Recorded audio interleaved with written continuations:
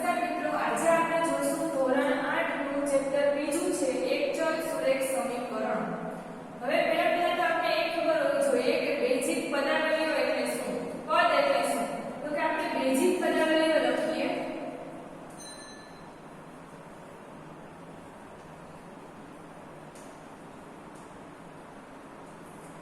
Basic પદાવલીઓ છે 2x 3x + 4 3y - 4 7x + y.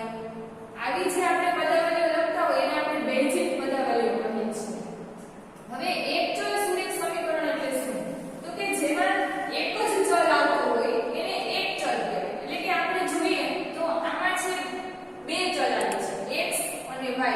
હવે એક ચલ એટલે શું? તો કે એક જ ચલ આવતો હોય અને સુરેખ સમીકરણ એટલે શું? તો કે x ની જે ઘાત છે એ 1 કરતા 1 અથવા તો 1 કરતા ઓછી હોય એને સુરેખ સમીકરણ કહેવાય. તો આપણે એની વ્યાખ્યા જોઈએ કે જે પદાવલીમાં એક જ ચલ હોય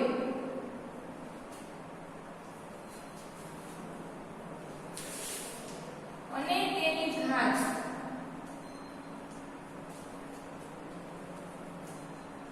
1 અથવા 1 કરતા ઓછી હોય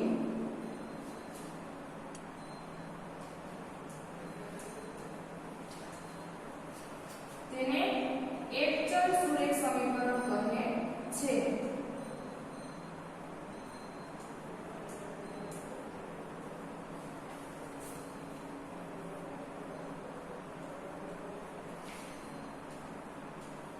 હવે એના ઉદાહરણ આપણે જોઈએ. એક્ઝામ્પલ તો પહેલું છે 3x + 4. આ જો એક જ ચલ છે, x છે એ એક જ વાર લખ્યું છે, એટલે કે x એક જ લખ્યું છે, બીજો કોઈ ચલ લખ્યો નથી અને એની ઘાત છે એ એક જ છે, એટલે કે એની ઉપર વર્ગ કે દ્વિઘાત કે એ રીતના નથી. બીજું ઉદાહરણ લખું 5y + 4. અહીંયા મેં y